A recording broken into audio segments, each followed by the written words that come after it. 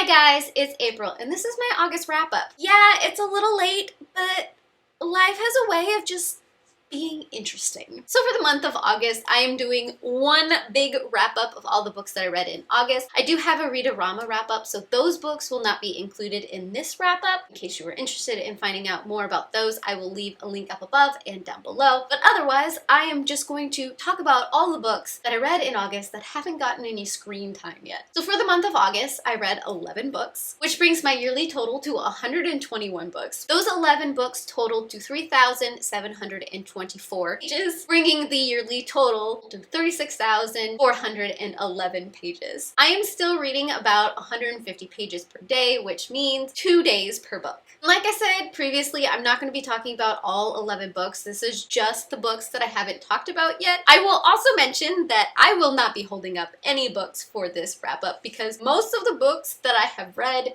in August are already packed and not on the shelf behind me, which means I don't have access to them, which means I get to have some fun editing and including them in the video via Photoshop, which is fine. I don't know why I felt you needed to know that, but now you know that. The first book I want to talk about is Reclaiming Shiloh Snow by Mary Weber. This is book 2 in the Sofia Snow series. Because it is part of a series, I will try not to be too spoilery about how I talk about this book. This story is centered around Sofia Snow in a world set in the future in which aliens and these very epic games exist. Sofia is now on a mission to find her brother Shilo, who has gone missing. There's a lot of interesting technology woven into this story. I like all of the political things that are going on centered around these games and how we are interacting with these aliens. So overall, I really enjoyed this series, just seeing the progression of Sofia as she is discovering things about the relationship that she has with other people, with certain aliens, and all of that. So if you like sci-fi with a virtual reality kind of gaming twist, you may like this series. The second book I want to talk about is House of Salt and Sorrow by Erin. This was another book of the month pick for me. I picked this one completely on a whim because it is a retelling of the 12 Dancing Princesses, but it is told with a very dark twist, which ended up me really liking this read. I have a full review up of this book. I will link it up above and down below in case you are interested in more of an in-depth, possibly spoiler thought process of this story. But it is safe to say that through the retelling of all of these sisters and this very dark, gritty look into the culture of which this is set, I enjoyed it a lot. It has some maritime aspects to it that I really liked as well. And just watching how some of these characters develop in this very dark place, I liked a lot. The next book I want to talk about is Natalie Tan's Book of Luck and Fortune by Rosalie Lim. This is a story of Natalie Tan as she goes back to San Francisco's Chinatown after the death of her mother and how she built herself back up into this neighborhood, finding her place, and most of all, cooking. This is what I loved most about this book, is the fact that there was all these recipes that sounded extremely delicious is what pulled me through most of this. Overall, the story plotline isn't too terribly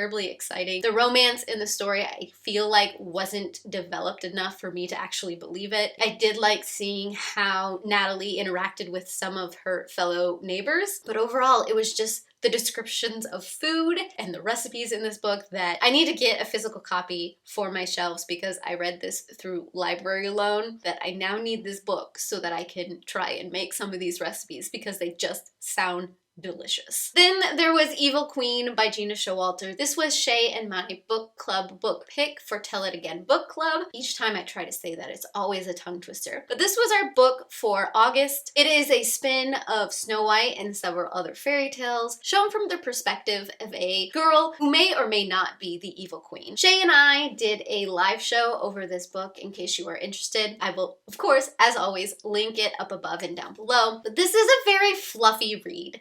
This isn't a read that you go into expecting a lot of depth and a lot of meaning. This is purely summer fluff, and I enjoyed it for that aspect. You got to see a lot of the fairy tale elements come into play. The naming structure is very simple because, like I said, it is a very fluffy read. So if you're looking for that kind of fluff, I highly recommend this read. And last but not least, I read Aurora Rising by Amie Kaufman and Kristoff. This is their new series that they've started that is set in 2380, centered around a group of cadets from this Aurora Academy who are being sent out on their first mission. Of course, things are never going to go as they're supposed to go, and in the process, you have a girl from the past joining the group and discovering things about what is going on that just might not be what it seems. Now, I'm probably not of the most popular opinion of enjoying this read way too much because it reminded me a mix of Firefly and Area X and the Expanse series for several different elements and the dynamics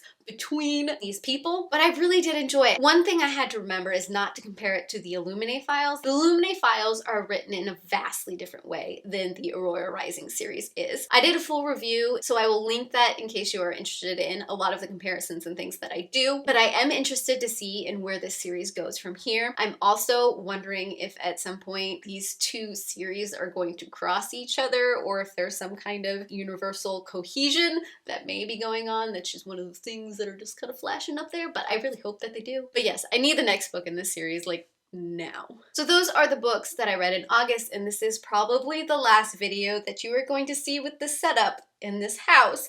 Things are going to be changing in the future, and I'm really excited about it, and I'm hoping to take you on the journey. So subscribe, hit the bell, or whatever if you want to see the progression of my new library, because I'm thinking I'm going to do a series on that. Just throwing that out there.